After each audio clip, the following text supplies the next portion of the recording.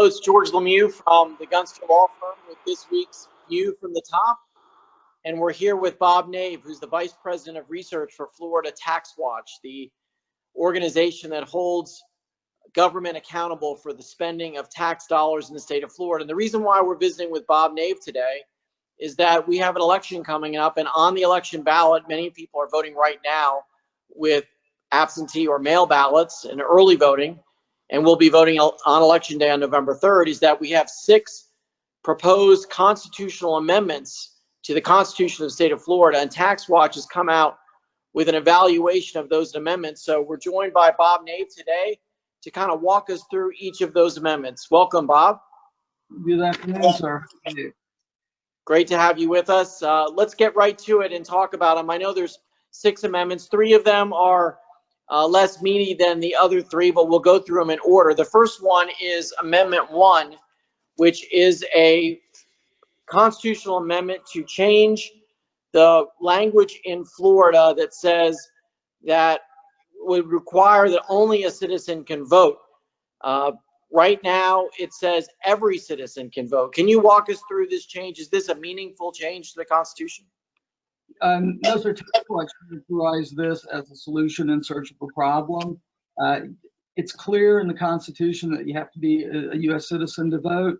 So whether Amendment 1 passes or fails, you're still going to have to be a U.S. citizen to vote. So it doesn't really change anything. Maybe a little bit of clarification. I understand there are places in the country like San Francisco and places in Maryland where you don't have to be a citizen to vote. But here in Florida, that's always been the way it's been, right? Yes, sir. Okay. So you guys are recommending a yes vote on that, but really it's already in the Constitution as it exists. We're recommending a no vote on that. I'm sorry, a no vote. Okay. And that's because it's already stated that way in the Constitution. It's a meaningless amendment. It doesn't change anything, so why bother? Okay, very good. Let's talk about Amendment 2. This is a meaningful amendment. This is an amendment to raise Florida's minimum wage to $15 an hour. Right now, it's $8.56 an hour. It graduates up on an index over time. It's been, it rises over time compared to an index, but this would be a big jump, almost double, setting it to $15 an hour. What does TaxWatch say about this amendment? Well, it's important to note that the increase in the minimum hourly wage is done incrementally. So by September 30th of 2026, the minimum hourly wage would be $15. Supporters of the proposed amendment say that by increasing the minimum wage, that it will lift a number of Florida households above the poverty level. It'll permit them to enjoy a minimum living wage, and that money will then be pumped back into the local economy, and that's good for everybody. The supporters also allege that reliance on the federal safety net programs like Medicaid and TANF would be reduced, and the costs of those programs would be reduced as well. TaxWatch identified 2 problems with Amendment 2. One is it creates winners and losers. And if we want our economy to return to the pre-pandemic prosperity that we were enjoying, all Floridians have to participate in that. It's true that there will be a number of Floridians who benefit from this, but there's also going to be losers as well. There will be a number of low-wage employees who will lose their jobs. Others will have their hours reduced. So they will be the losers. Big businesses, there are a number of companies in Florida that already pay their employees $15 an hour. And they do that so that they can recruit and retain higher quality employees. They can absorb those costs through economies of scale, automation, and things like that. If their small business competitors were forced to pay $15 an hour, then the small businesses would have to either lay off employees, cut back hours, or pass along price increases to their consumers. So it puts small businesses in Florida at a competitive disadvantage.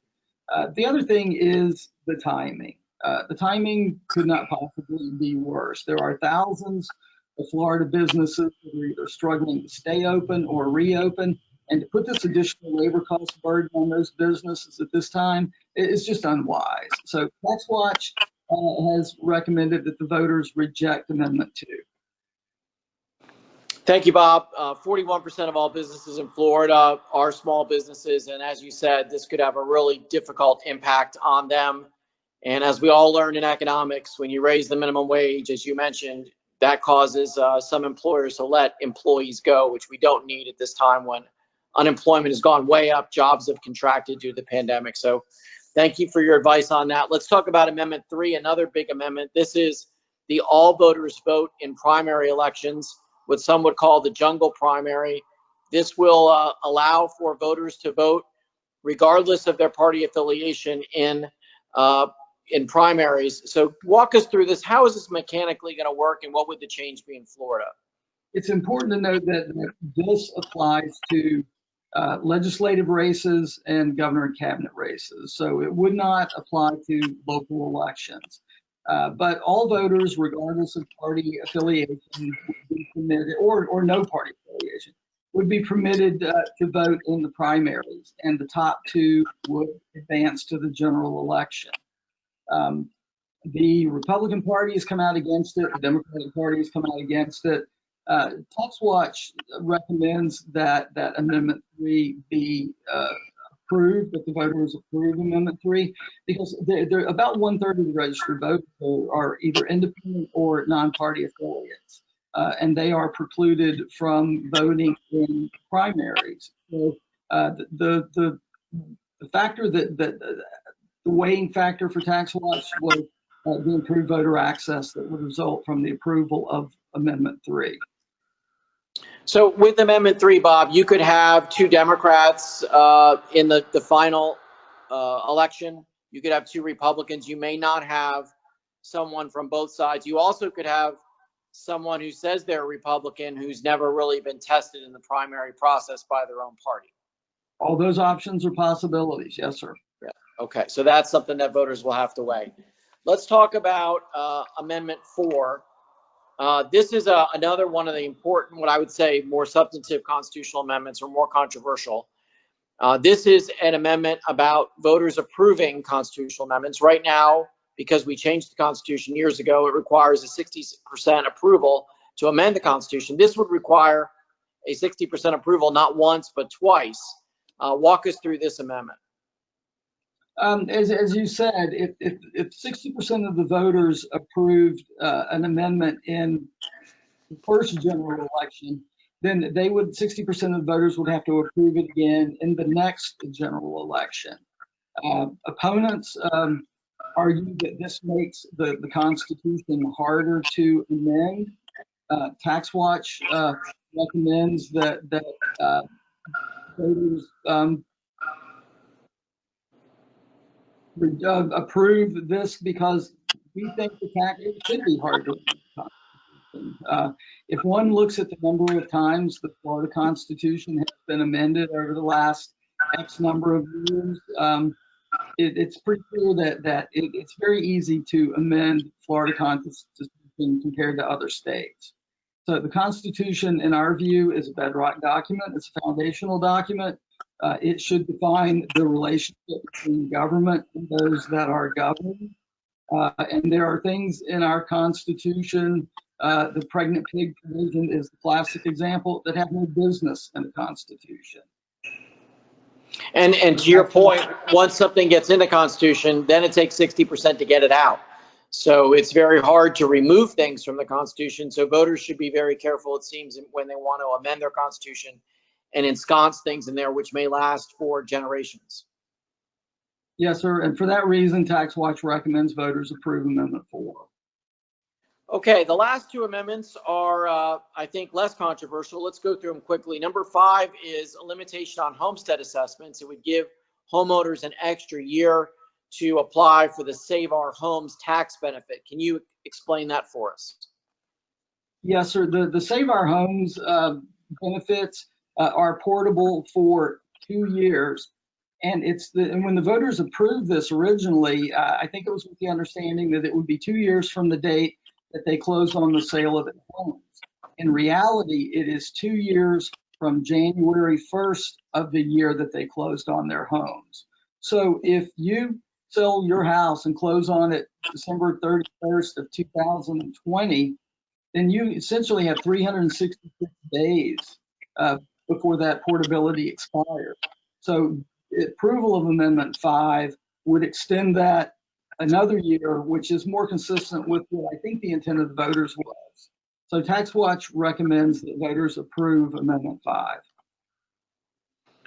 And on Amendment 6, this is also about real estate taxes. It would allow for a discount for spouses of certain deceased veterans to get a discount, the same discount that that spouse was getting while they're alive. Can you briefly describe that amendment? Yes, sir. Florida has a very large military presence. There are a number of active and retired military in Florida. This constitutional amendment was proposed through a joint resolution of the legislature. It passed unanimously through both chambers, and TaxWatch has not been able to find anyone or any organization to come out opposing this amendment. So TaxWatch recommends that the voters approve Amendment 6 as well. Thank you very much, Bob. So in summary, we have six constitutional amendments that the voters are going to get to decide on. And we went over all six. Number one, the only a voter can vote, which TaxWatch has recommended a no vote on because that's kind of redundant with what's already in the Constitution. Number two, raising the minimum wage to $15 an hour right away, as opposed to letting that happen gradually. That recommendation is no. Number three, the recommendation is yes. This is the open primary amendment. Number four, which is the 2 votes for amending the Constitution, that's also a yes. And number 5 and number 6, which are changes to the homestead assessment and discounts to real estate taxes for the deceased spouses of deceased veterans, that's also a yes. We really appreciate you helping us walk through these, Bob. Some of these are a little bit complicated, so thanks for helping educate the voters as they're voting here in the fall election. Thank you. And if I may, sir, if anybody watching this would like to learn more, they can go to the Florida TaxWatch website, click on the research banner. Our voter guide is available in English and Spanish version, and it goes through all of the things we've talked about today, detailed analysis. And in the back of the voter guide is the actual text of the amendment, so people can see exactly what they're voting for. For those who are interested in Amendment 2, we have a standalone paper on Amendment 2 that is also available on our website, and I would encourage anyone wanting to learn more about Amendment 2 to take a look at that on our website. And what is that website, Bob? It's FloridaTaxWatch.org. Click on the research banner, and you can click on any research report we've done in my lifetime. And you've done a lot. Thank you for all you've done for the taxpayers of Florida. That's Bob Nave, the Vice President of Research for Florida TaxWatch. And we thank you for watching Gunster's View from the Top, and we'll be with you next time. Thanks again. Thank you for having me.